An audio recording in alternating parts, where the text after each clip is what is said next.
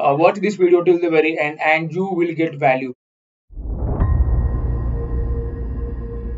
If you are a fresher and trying to get a job as a data analyst, or you are experienced but trying to switch the career into data analyst or similar role, then this video is for you. So you may have already watched multiple videos on the data analysis roadmaps, but in this particular video, we are going to talk about 4 phases. Phase 1 learning, phase 2 practice, phase 3 building portfolio, and phase 4 applying the job. So to cut long story short, we already know when it comes to learning, we have to start with Power BI or Tableau. Then we also need to learn SQL.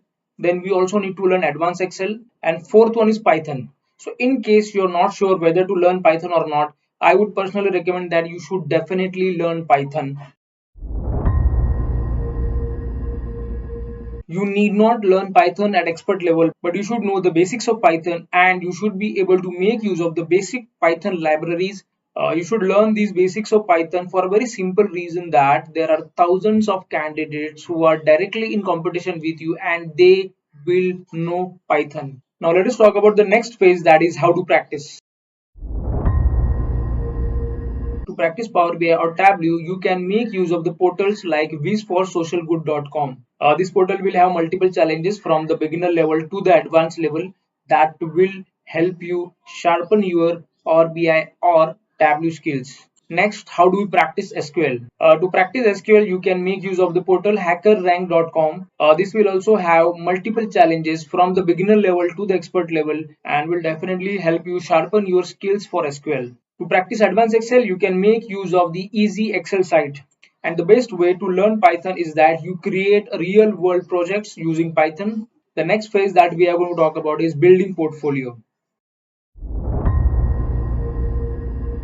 So you can create different projects for Power BI, Python, and if possible for SQL as well. The next step is that you create your GitHub profile and upload your projects on GitHub. And if you are a beginner, you should definitely mention these projects in your resume as well. Needless to say that the third point is building your Naukri and LinkedIn profile and keep it up to date. Now comes the most important phase, that is applying the jobs. Because you're a beginner, I would suggest that you should target mid-level or the smaller organizations or startups in order to get your first job into data analysis. So there is already huge competition and a lot of people are applying the jobs over LinkedIn or Naukri.com. So how do we differentiate? So there is one effective way that has worked for multiple people around me, and that is by sending the emails to the companies that are around your city.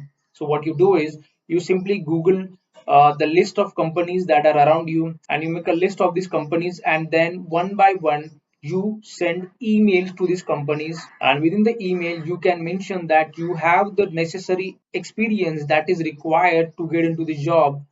And in the email straight away you can mention that you're looking for an internship. You need to understand one thing, that it's important that you land your first job. I even recommend that you work free for a couple of months, prove your work, and then based on your performance you can ask for a good salary. I feel this is a better option rather than sitting at home for months and not getting any experience. It's important that you get started. Lastly, I will say that you build a process around this. Now what is the process? The process can be applying for the 5 jobs on LinkedIn, 5 jobs on Naukri, at least 5 tailored emails to the companies within your city, reach out to at least one person on LinkedIn who can recommend your resume, learn and practice for at least 1 hour a day. That is your process. And most importantly, allow yourself to fail. It's important that you tell yourself that it is okay to fail for 10 interviews, though I will try my best, but if I'm failing, that is absolutely fine. Okay, I'll try to figure out why exactly I failed an interview and what I can do to make it better. And just one last thing before we end this session, and that is while following the process, please ensure that you keep your emotions aside and trust the process. Try and be less emotional and be practical and logical as much as possible. If you have any better suggestions, please share your response in the comments as well. Thank you so much for watching.